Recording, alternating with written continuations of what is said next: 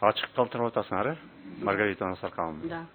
Конституцияга каршы келет, каршы келбейт деп да айткан жоксуңар. Биз эми каршы келбейт деп чечим чыгарып, анткени эгерде биз каршы келет деген пикир жаралган болсо, биз Конституциялык сотко тиги талап менен кайрылмакпыз да. Бирок кандайдыр бир күмөнүңөр бар го. Бу жерде Себеби анда так кеше айтышыңар керек эле. Биздин оюбуз боюнча талашылып жаткан жобо конституциялык мыйзамдын жоболоруна каршы келбейт деп. Эми бул жерден концептуалдык кандай мааниси бар экенин ошо мыйзам чыгаруучулар жакшы билет болуш керек. Биз дагы өзүбүз абдан аракет кылдык ошо концептуальный маанисин караганга. Ал жерде жазылган экен, биз сайттардан алдык, что жанагы инвестициялык тиги акыбалды, жанагы бардык тараптардын укугун тең сакталышын, жанагы туруктуулукту сакташ үчүн ошонун бардыгын эске алынып, ушул норма киргизилген экен. Мына жогоруда дагы айтып кетишти, бул норма ушул административдик процесстик гана кодексте каралган. Жарандык кодексте мындай жок.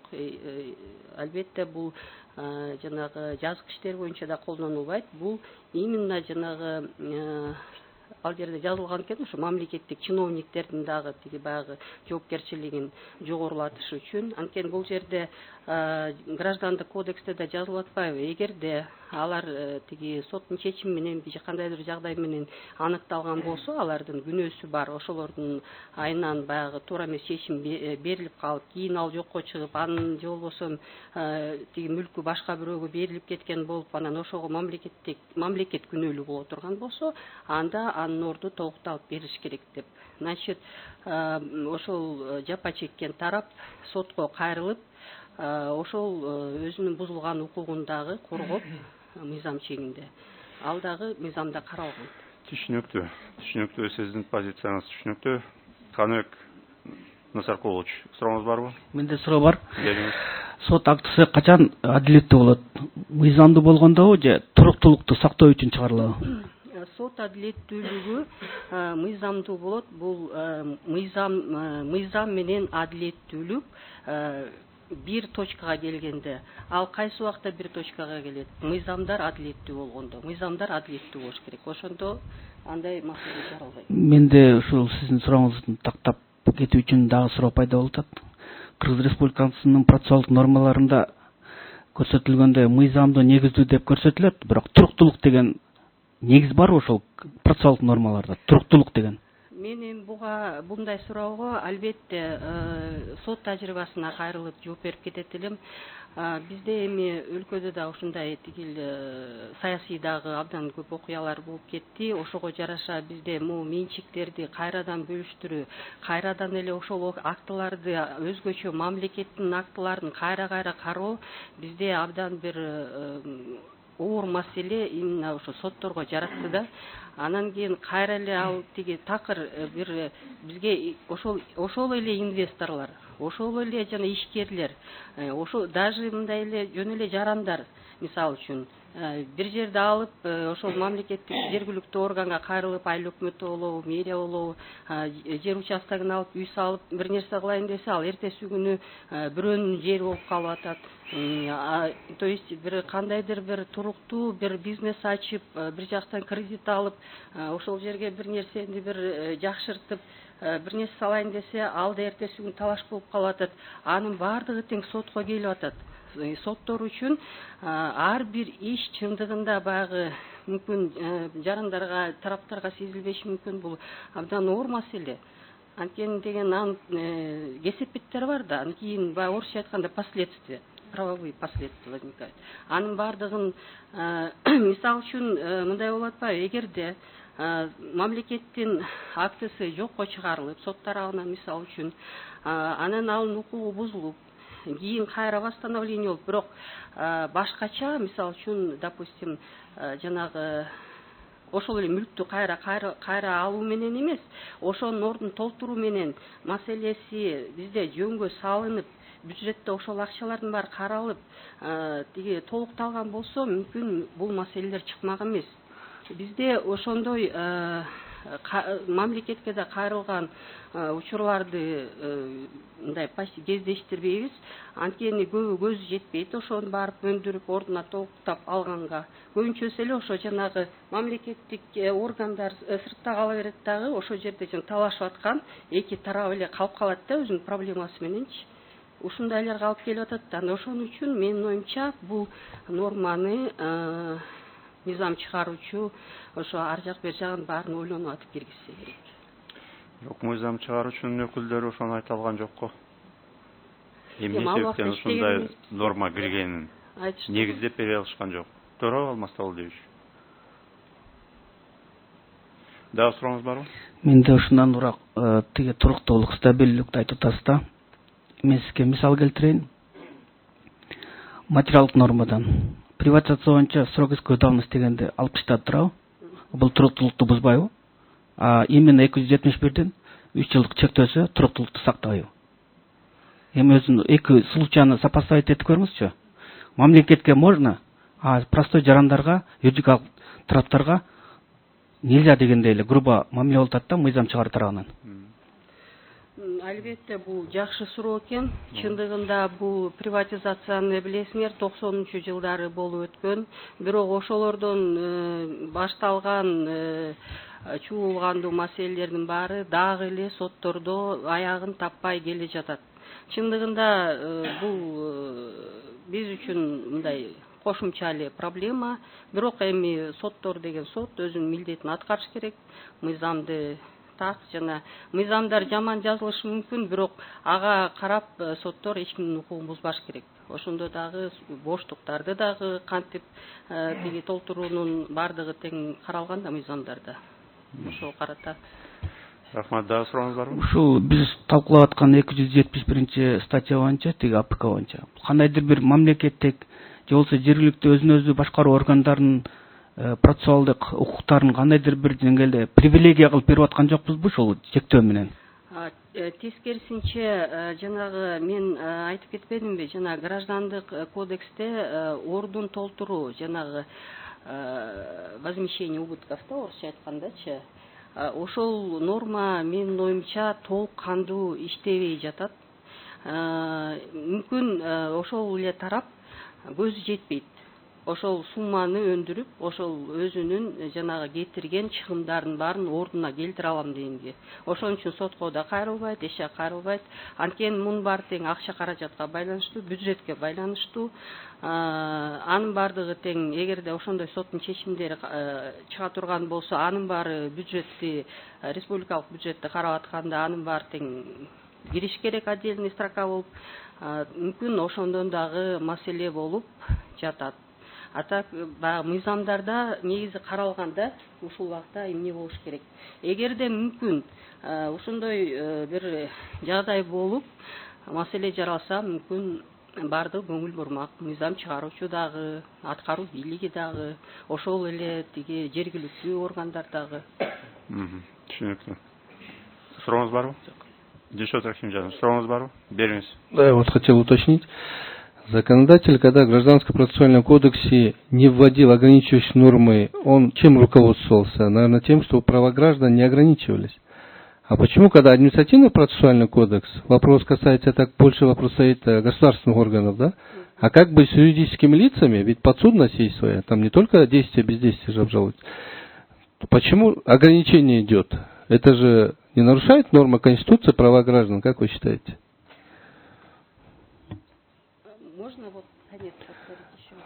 В данном случае ограничение в административно-процессуальном кодексе это не влечет также ограничение права граждан? Как вы считаете? Безусловно. Орусча жооп берип коеюн же кыргызча? Кыргызча. Процесс кыргызча кетип атпайбы? Котормочу бар, эгерде түшүнбөсө которуп берет. Бул жерден мен мындай деп жооп берет элем да. Бул жерде биз бул суроону биз дагы койдук. Бул Арипжанова менен Малаташ Голд жоопкерчилиги чектелген коомунун өтүнүчтөрүн баягы талкуулап жатып, мыйзам чыгаруучунун концепциясында мындай деп жазылган экен да. именно тигил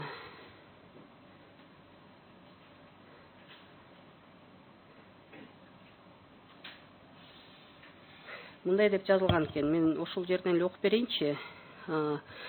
Бул кодекстин долбоору өлкөдөгү бизнес чөйрөнүн инвестициялык климаттын жакшыруусуна, коррупцияга каршы натыйжалуу күрөшүүгө өбөлгө түзөт.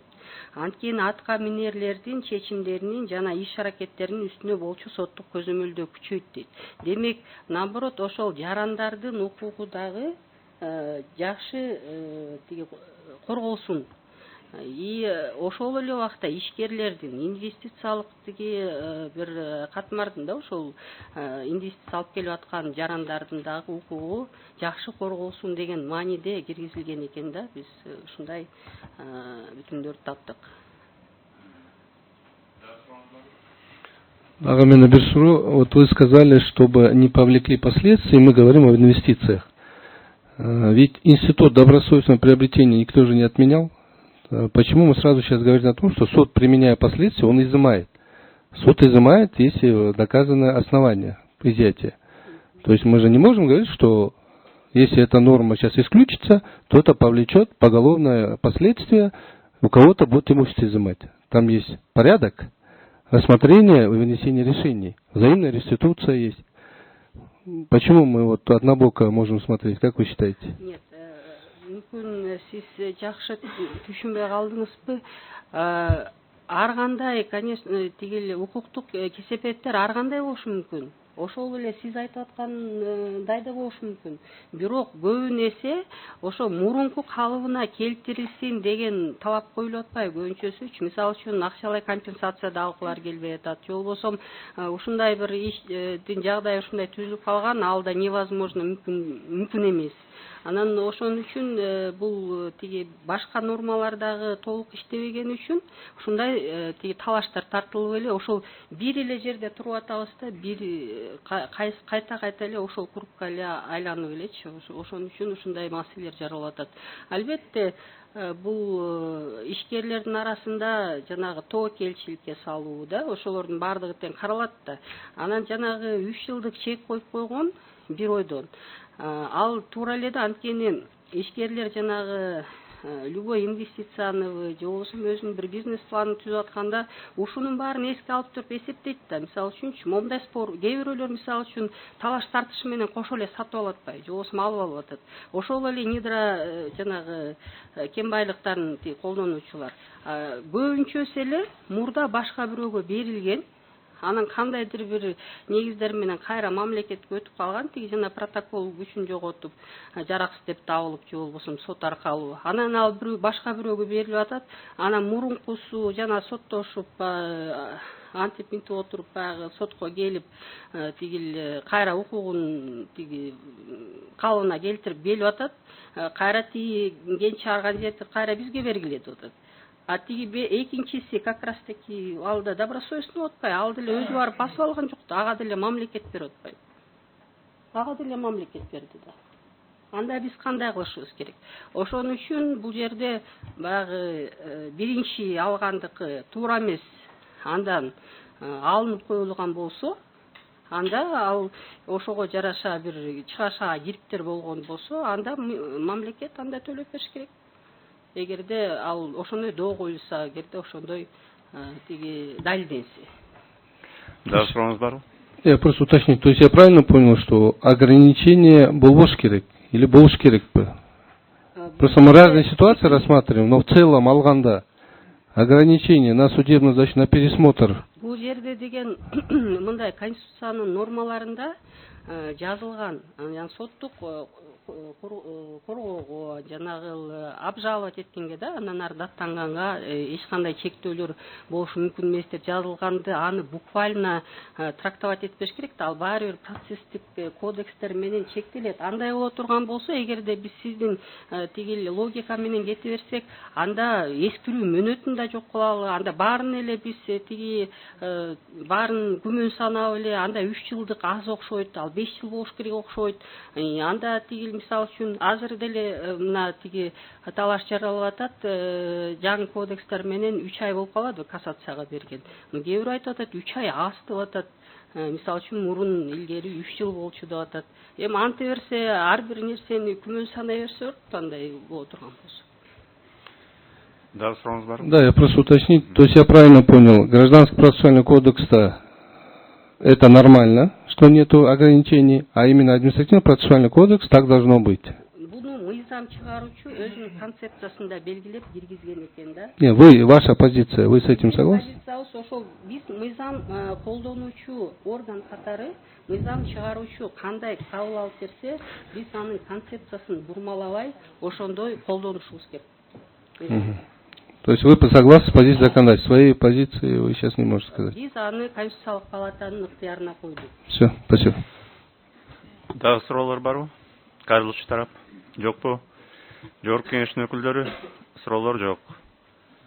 Бериңиз, урматтуу абдеш. Парламентте сот отурумун ийкемге келтирген, аны тескеген закондорду кабыл алаарда жогорку сот тарабынан заключение берилет да. Ушул кодекс кабыл алынып атканда заключение менен тааныша албадыңарбы? Позициясы кандай болгон экен ошол мезгилде? Биздин бул тигил пикирди дагы тиги талкуу болуп атканда ал маселе көтөрүлдү.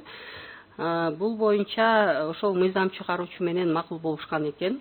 Анткени соттук тажрыйбаны, анткени жанагы 2005 анан 2010 жылкы болгон окуялар чындыгында сот системасына абдан бир кедергесин тийгизди да, сот практикасын түзүүдө, соттук тажрыйбаны калыптандырууга, бүгүн мындай чечилип келатып эле эртеси күнү кайра башкача, бул абдан оор бир күндөрдү чейип келатабыз деп койсок болот. Анан ошонун баарын эске алып, биз макул болгон экенбиз да ошол нерсеге. Ал эми бул жерде деген жаңы кодекстер менен өзүңөр билесиңер, жаңы ачылган жагдай, анан жаңы жагдай деп кирип атпайбы?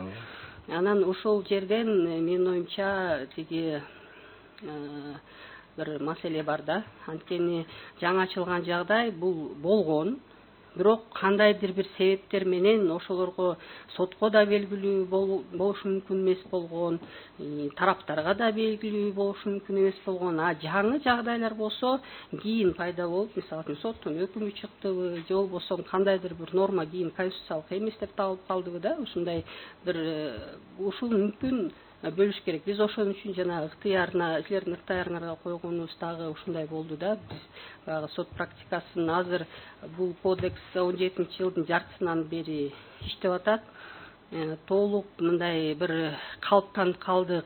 Биз бир нукка түшүп, агында көгүн дагы уже баарын талкуулап чыктык деп бек кесе айта албайбыз, так кесе айта албайбыз азырынча. Ошондуктан биз бардыгын күнгөй тескейин карап ушундай бир пикирди билдире элек да.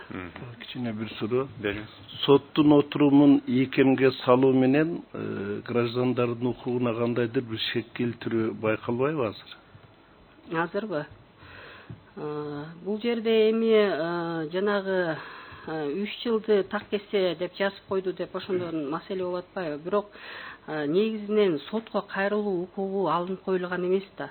Жанагы мен дагы өзүмдүн пикиримди айтып кетпедимби тиги докладта? Бул административдик процесстик кодексте сотторго мындай өзгөчө жүктөлгөн да. Тараптар алып келген эле далилдер менен чектелип калбаш керек сот. Ал өзү дагы андан ары оркоюп көрүнүп турган, же болбосо дагы бир изилдене турган нерсе болсо, ал изилдеп, эгерде аны мыйзамсыз деп таба турган негиз болсо, ал өзү укуктуу ошого. Анан ошон үчүн бул жерде ушундай маселе болуп атат да. Административдик процесстик кодексте жанагы өзгөчө принцип киргизилип атса, жанагы айтып кетпедикпи? Ошол принциптерди эске алганда сот тараптар аны ошол убакта сен айткан эмессиң деп эле токтоп калбаш керек. Ал өзү да караш керек. Ошондуктан бул абдан бир тыкыр изилденип, анан кабыл алына турган чечим бул идеаль мындай. Азыр эми биз мыйзамдар жөнүндө сөз болуп атат да. Түшүнүктүү. Урматтуу коллегалар барбы суроо? Бериңиз, жок болмокмун.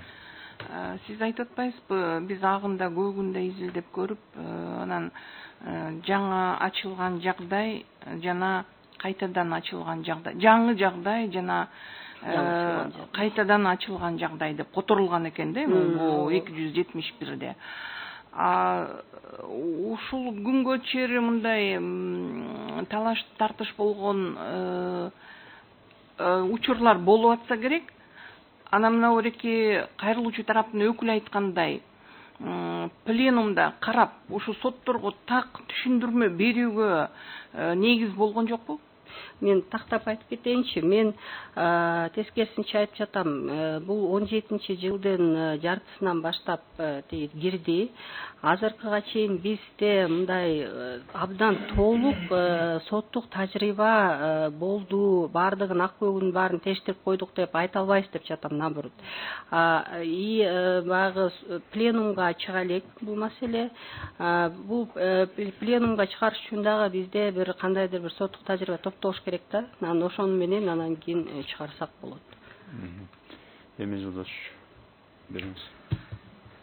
Жана сиз өзүңүздүн сөзүңүздө мыйзам чыгаруучунун максатын эмне себептен ушул чектөөнү киргизгенди айтып кеттиңиз. Ал жерде көбүнчөсү ошол жарандардын укуктарын бекемдөө максаты болгон деп айтып кеттиңиз.